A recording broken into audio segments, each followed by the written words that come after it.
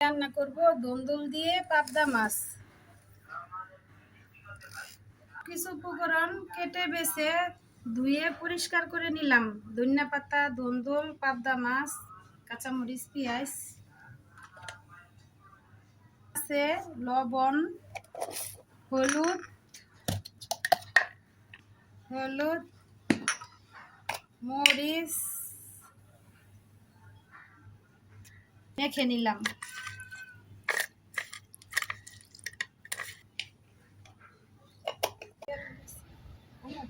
চুলায় এখন একটা প্যান বসিয়ে দিলাম, তেল দিয়ে দিছি।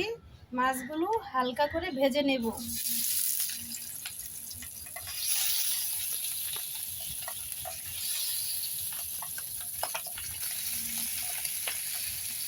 ভাজা হয়ে গেছে, এখন নামিয়ে নিব।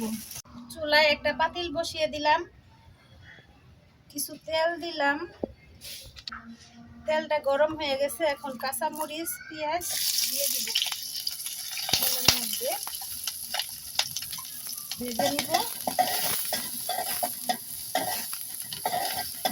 বাড়তে বাড়তে একটু লাল হয়ে গেলে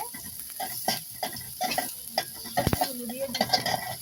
কাঁচামরিচ ভাজা হয়ে গেছে, এখন এর ভিতরে দন্দুলগুলো দিয়ে দিব।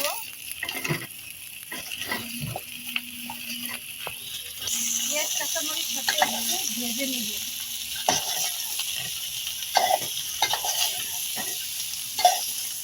আজকে একটু অন্যরকম ভাবে রান্নবো। আজকে তরকারির সাথে মশলাগুলো দিয়ে একবারে কষিয়ে নিব।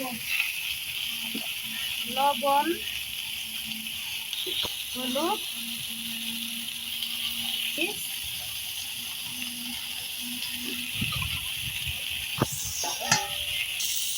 লাড়াচাড়া দিয়ে দিব।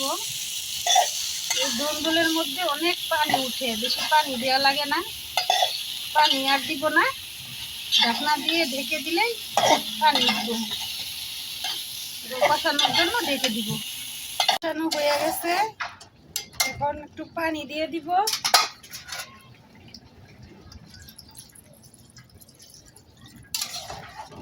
পানি দিয়ে দিলাম, এখন মাছ দিয়ে দিব। মাছগুলো দিয়ে দিব।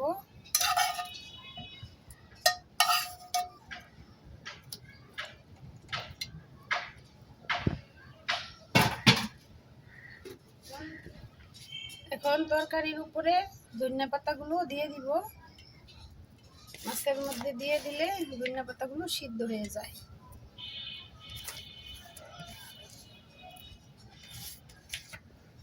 ধনিয়া পাতা দেওয়ার কারণে একটা অসাধারণ ঘ্রাণ বের হয়ে আসছে। খাওয়ার আগেই ঘ্রাণে পেট ভরে গেছে। আমার রান্নাটা ভালো লাগলে চ্যানেলটি সাবস্ক্রাইব করে দিবেন, লাইক দিয়ে দিবেন।